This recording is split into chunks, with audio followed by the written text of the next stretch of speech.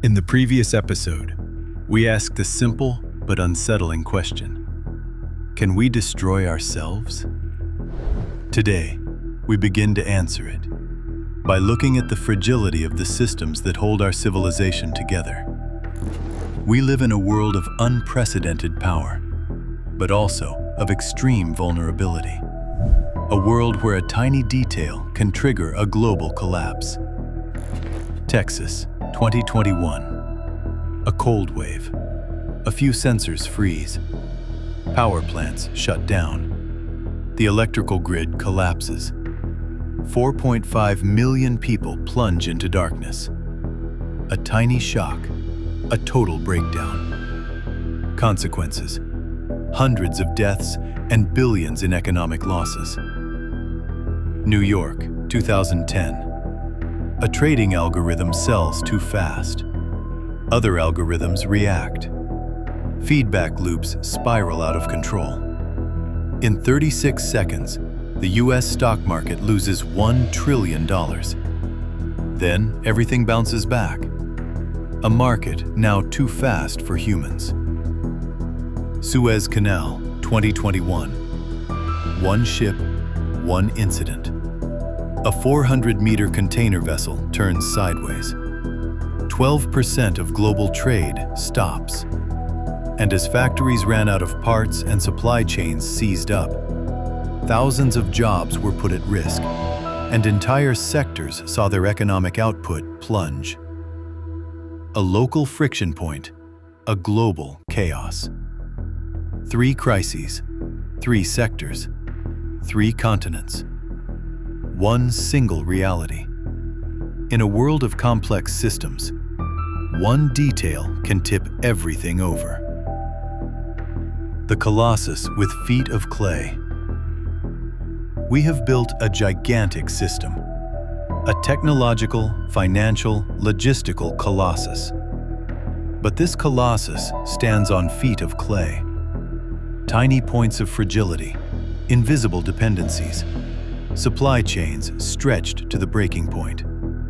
And when one of these points gives way, everything can tip over.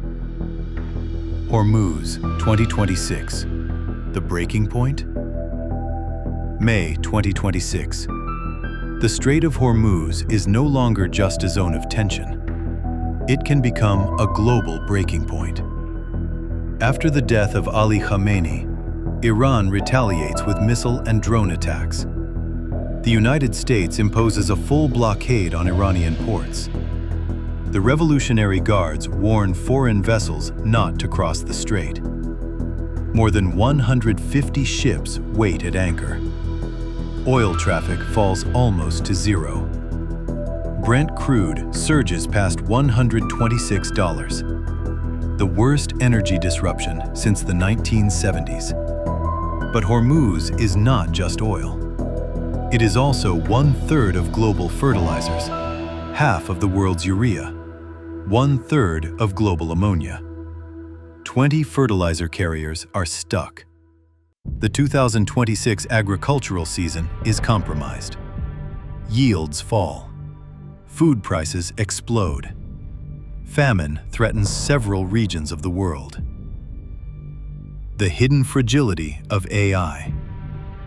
Behind the apparent power of artificial intelligence lies a fragility almost no one sees. Its total dependence on an extremely vulnerable supply chain. Taiwan, through TSMC, produces more than 60% of the world's semiconductors and over 90% of the advanced chips used in AI. To manufacture these chips, one rare element is essential: helium, a gas required to cool the lithography lasers. Without helium, no chips. Without chips, no GPUs. And GPUs, the engines of modern AI, suddenly become impossible to obtain. Taiwan depends on Qatar for 80% of its helium. Helium that transits through Hormuz. When the strait is blocked, helium shipments stop. Stocks shrink. Costs explode. Lead times stretch, production slows, and suddenly, the hundreds of billions invested in AI become uncertain. The AI bubble bursts, the financial shock. Since 2023, artificial intelligence has been financed largely through private credit. Private, unregulated loans issued outside the traditional banking system, often to high-risk companies, with high interest rates and minimal transparency. These funds have fueled giant data centers, massive electrical infrastructure, revenue-less startups, and huge GPU purchases. And banks are not on the sidelines. They lend to private credit funds. They buy their securitized products. They finance data centers. They hold tech bonds. They are exposed massively. So when chip production slows, when GPUs become impossible to obtain, when AI companies can no longer train their models, they can no longer repay their debts. Private credit assets lose value. Tech bonds collapse. Banks must provision billions. Some become insolvent. A technological shock becomes a financial shock. And that financial shock spreads through the entire system. The economic shock. Credit contracts. When banks falter, credit contracts. For small businesses, loans denied, credit lines cut, cash flow under pressure, bankruptcies in chains. For households, mortgages out of reach, consumer credit scarce, rates rising, defaults exploding, consumption falls, real estate plunges, construction stops, companies lay off workers, governments intervene, the economy slows. A technological shock becomes a financial shock. A financial shock becomes an economic shock. An economic shock becomes a social shock. Because when companies close, jobs disappear. When prices rise, families fall into hardship. When public services lack resources, the most vulnerable pay the price. And when uncertainty spreads, trust collapses, anger rises, and societies fracture. Financial crisis never stays financial. It always ends up touching people, their lives, their choices, their hopes.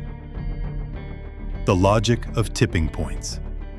Texas, New York, Suez. These were not anomalies. They were warnings.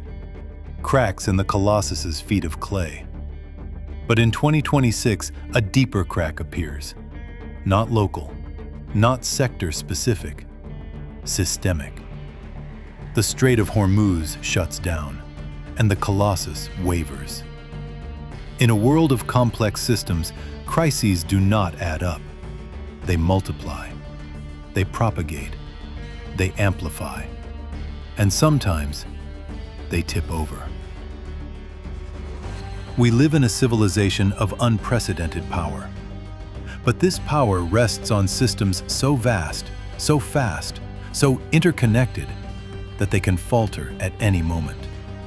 The future does not depend only on our technology. It depends on our ability to understand the fragility of the systems beneath it. Because in a world of complex systems, the smallest detail can tip everything over.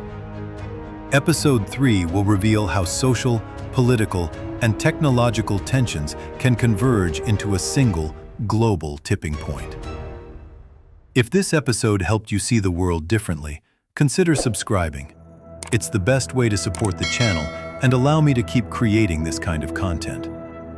And when you're ready, click on the next episode to follow the shockwave.